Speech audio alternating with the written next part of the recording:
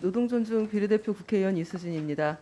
장관님, 지난 7월 26일 윤석열 대통령은 법무부 업무보고에서 기업 활동을 위축시키는 과도한 형벌 규정을 개선하라고 지시한 바 있습니다.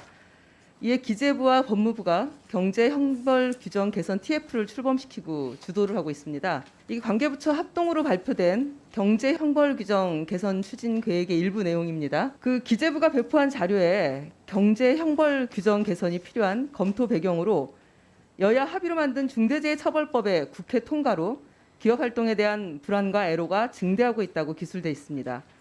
이게 과연 정부에서 만든 자료인지, 이거 경제단체에서 만든 자료인지 저는 구분이 안 갑니다.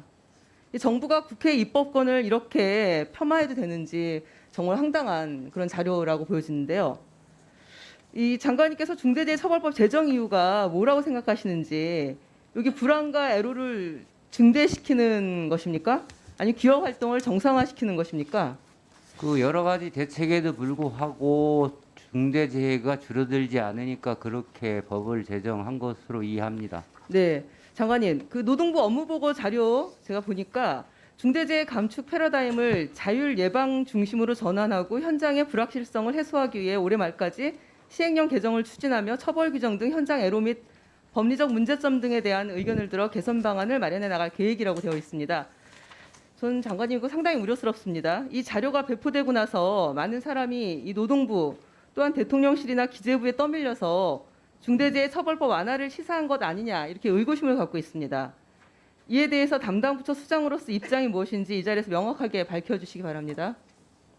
그 존경하는 이수진 의원님께서도 이해하시리라고 보는데 중대재해를 획기적으로 줄이는 것이 이 법의 취지고, 그리고 처벌보다는 예방에 중점이 있는 것이고, 그런데 이 법에 그 현실적으로 작동하는 부분들에 있어서 애로사항이 있다고 하는 건데, 애로사항은 노사 모두로부터 제기되고 있습니다. 노동조합에서도 문제제기를 많이 합니다. 불확실성, 모호성을 줄이자. 예.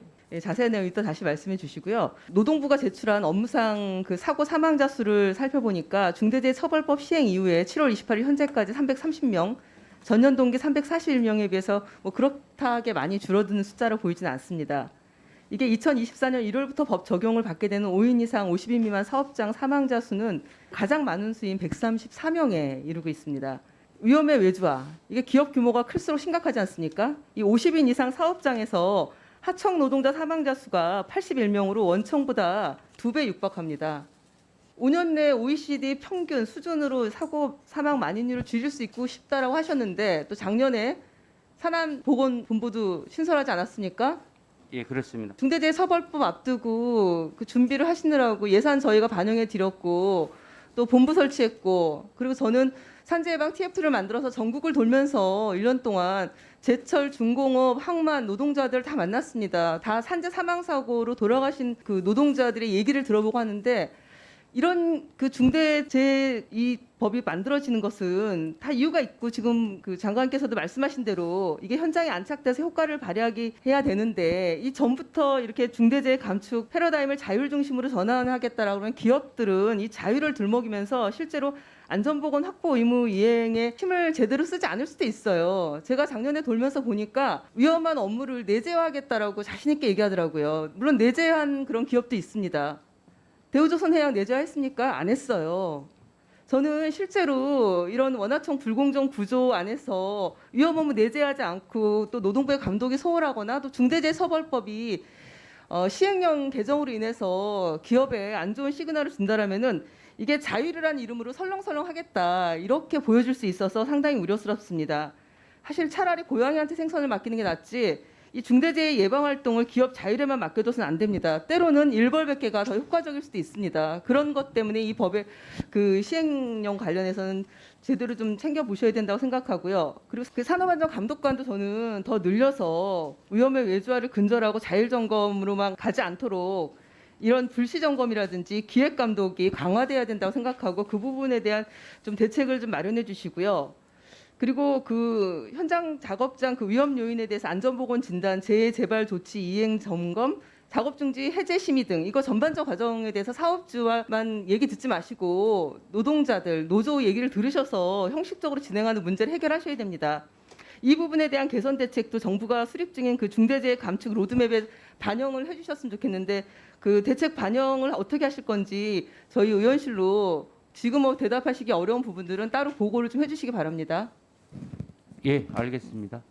그 여기서 잠깐 네, 답변. 말씀해 주세요. 그 노동조합 의견을 적극적으로 반영한 부분은 저희가 이게 현장에서 일하는 분들의 의견이 중요하다 가장 잘 알고 있기 때문에 이게 예방을 우선하고 자율적으로 점검하도록 하는데 노동자들의 적극적인 참여를 중점에 두고 있고요. 또한 감독관 수를 늘려주시겠다는데 저희들은 뭐 감사한데 그거 아니더라도 그 수사 역량이라든가 전문성을 높이고 역량을 제고하기 위해서 노력을 하고 있는데 어쨌든 위험에 외주화는 막아야 된다라고 생각을 하고 있습니다. 동시에 여야가 합의로 제정한 법 취지를 살리면서 지금 우리 경제 규모나 국민 의식으로 볼 때 생명 안전 굉장히 중요하지 않습니까? 그래서 이 법이 후퇴하지는 않는다. 다만 법을 시행 집행하는 과정에서 생기는 모호성, 불확실성은 없애주겠다라는 것이 저희의 생각이고 마지막으로 지금 저희가 5년 내에 OECD 평균 수준으로 중대재해를 줄이겠다는 목표를 갖고 있는데 이거 아마 처음으로 시도되는 것이라고 보는데 우리 산업 구조가 중후장대형 건설 제조업 쪽에서 이게 사고가 많이 나는데 이런 어려움에도 불구하고 저희는 반드시 이걸 그 국회에서 많이 좀 도와주시면 적극적으로 좀 개선해 나갈 생각입니다.